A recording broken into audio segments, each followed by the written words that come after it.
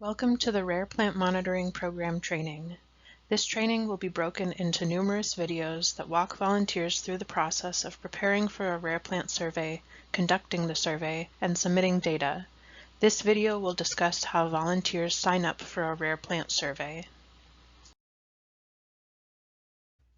Here is a brief overview of how the Rare Plant Monitoring Program works. First, volunteers will use the Rare Plant Finder on the program website to locate a rare plant population they would like to search for. Once they've found a rare plant to search for, volunteers email the program coordinator a request listing the rare plant name and the area it's found in, either the township or the closest town. Volunteers can do this via the Rare Plant Finder. The program coordinator will then email back a survey assignment packet with maps and any other information that will help with the survey. The volunteer will use these documents to conduct their survey. When the survey is finished, whether the rare plant was found or not, the volunteer will submit a report on their findings. Volunteers can again use the Rare Plant Finder to request more surveys.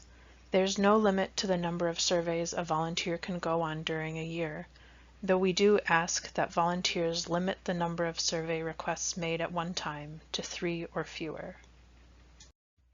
Signing up for a rare plant survey is simple. Let's take a closer look at how to use the Rare Plant Finder. From the Rare Plant Monitoring Program website, click the Rare Plant Finder tab. This will open a new page that may take a few seconds to load. The Rare Plant Finder opens with a welcome screen that describes how to find and filter rare plant survey options and how to request a survey assignment. It's important to point out that the Rare Plant Finder only displays rare plant locations to the township level. Precise rare plant locations are not shown in the Rare Plant Finder, and it is not possible to use the information in this tool to actually locate rare plants. Volunteers need to request a survey from the program coordinator to get access to the precise location of a rare plant population. Once you have finished with the information on the welcome screen, click OK to start using the Rare Plant Finder. If at any point you would like to see the welcome screen again, click the button on the lower left that says Return to Welcome Screen and it will reappear. Once you close the welcome screen, you can start using the Rare Plant Finder.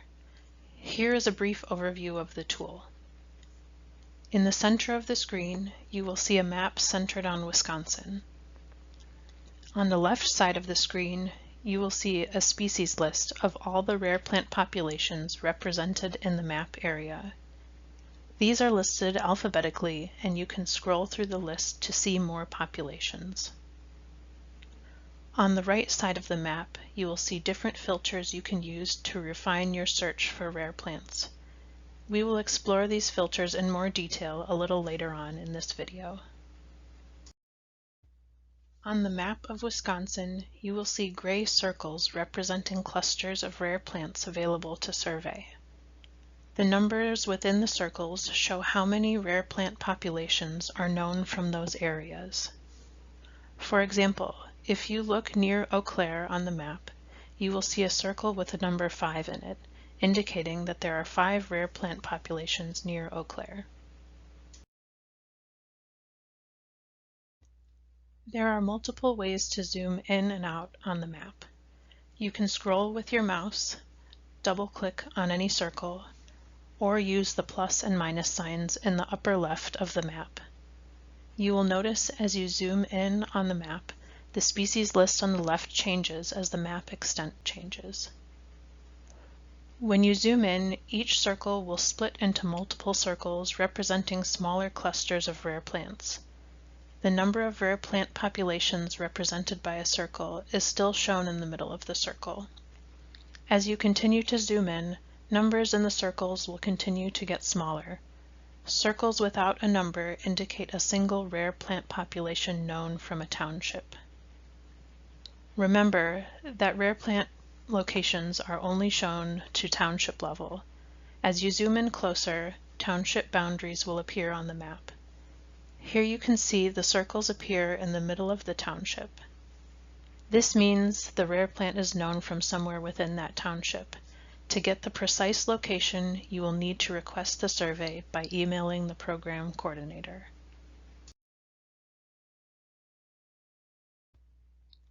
We already took note that the species list on the left changes as the map extent changes. Another way to zoom in on the map is by clicking on a rare plant in the species list. This will automatically zoom the map to the particular rare plant you selected from the list. You will also see a pop-up with more information about that rare plant population. We'll explore this pop-up a little more by going back to our fully zoomed out map. Going back to the zoomed out map and the example of the cluster of 5 rare plants near Eau Claire, we can see how to find more information on individual rare plant populations.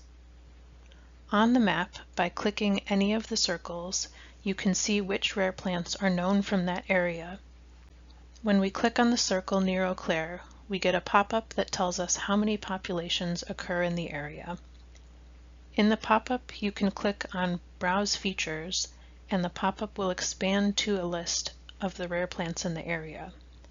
When we do this, we see the 5 populations in the area are ovate beetgrass, flat-stemmed spikerush, downy willow herb, muskroot, and yellow evening primrose. By clicking on one of the plants in the pop-up list, you can learn more information about that particular population. In this case, we'll click on muskroot. In the pop-up, you can find information about the selected rare plant population. You can see the name of the township and the Latin and common names of the plant. You can also see the year this population was last observed, whether the plant is aquatic or terrestrial, the best time to survey for it, the difficulty of identification, and a population ID number. The last item in the pop-up is a link to request a survey for this plant. We'll come back to this in a moment. You will also see a link to the Rare Plants profile page on the DNR's website. By clicking this link, you can learn more about the rare plant to decide if it's something you'd like to search for. The Rare Plant Species Profile page provides information on how to identify the plant, when to search for it, and the habitat it is found in. If you don't recognize the species name on the Rare Plant Finder, these pages can help you decide if the species is something you feel confident identifying. On the Habitat section of the Species Profile page, you can see what kind of habitats the rare plant is found in. This will help immensely in your search, especially if the exact location of the population isn't known. This is the case with some populations that were last seen before GPS units were widely used. Reading up on the habitat that the rare plant is found in is important prep work. It may not guarantee you find the plant you're looking for, but it will ensure that you're looking in the right spot. Once you have read up on the rare plant you selected and have decided you would like to search for a rare plant population, return to the Rare Plant Finder and click the Request This Survey link in the pop-up. This link will automatically create an email addressed to the program coordinator with all the information you need to request a survey. You don't need to add any additional information. Simply send the email to submit your request. If you would like to request multiple surveys from the same area, you can send multiple emails generated by the links. Alternatively, you could add additional information to one email. In any email requests, just make sure to include the name of the plant you're interested in and the population ID. You could also include the township it's found in or the nearest town, but this is not required if you include the population ID. Remember, Volunteers are limited to 3 survey requests at a time. Once you have submitted your request, the program coordinator will compile 2 maps, one aerial and one topographic, as well as a PDF file of associated information like written directions, GPS coordinates if available, how big the population was, and the date it was last seen, and habitat description. You will be given all the information the DNR has on the rare plant population to help you with your survey. Here's a closer look at what will be included in your survey assignment packet.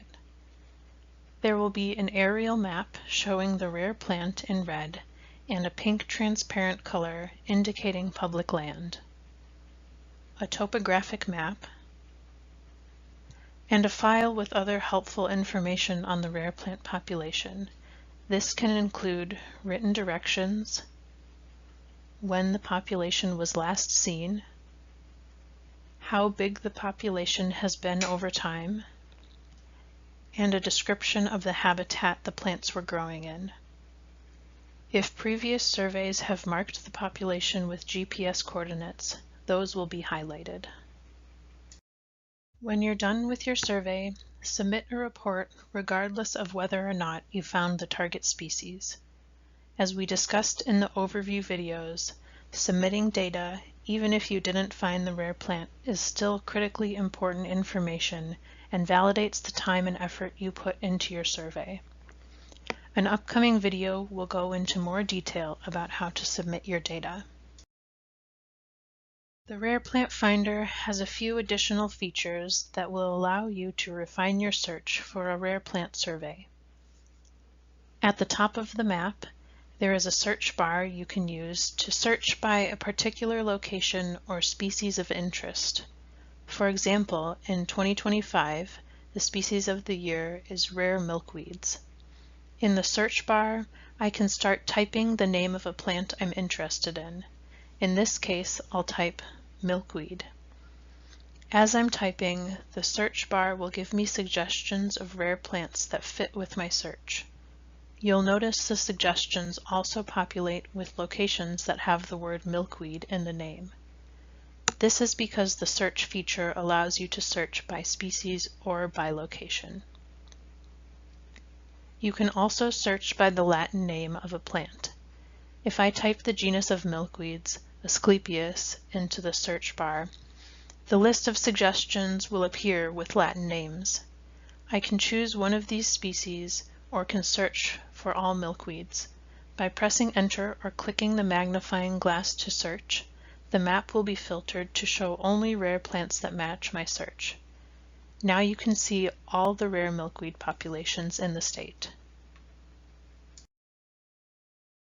Another way to find a rare plant survey is by using the filters on the right side of the Rare Plant Finder. You can expand and collapse the filters by using the small arrows at the top. There is a filter for identification difficulty. If you are just starting out on your botanical journey, you might only want to explore the easy surveys. If you are looking for a challenge, you might select hard surveys. You can also filter the map by phenology or the best time to identify a plant. This is often when a plant is in flower or fruit. For example, if you were interested in surveys of a plant that is easy to identify and wanted to go during the months of April or May, you could use the filters to explore those options. You can also use the circular arrows in the corners to reset the filters.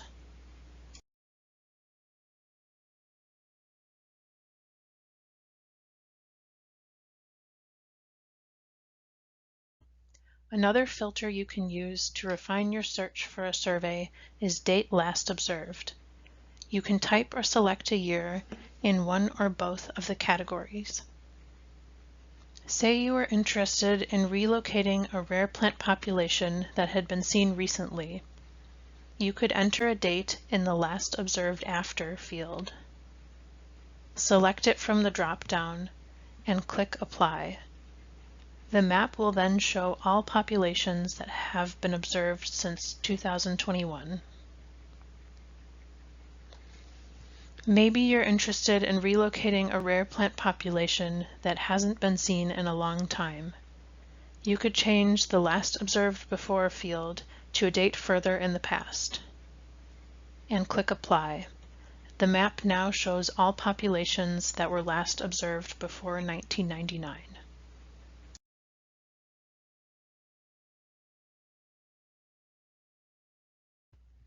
You can use all the filters together with the list on the left and the map to explore possible rare plant surveys. If you are having difficulty finding a survey that works for you and would like to be assigned one, or if you have any other questions, you can always send us an email. You can do this directly from the Rare Plant Finder by clicking on the button in the bottom right corner of the map. This concludes the video on how to sign up for a rare plant survey. Please continue watching the remaining videos of the Rare Plant Monitoring Program to complete the training requirements.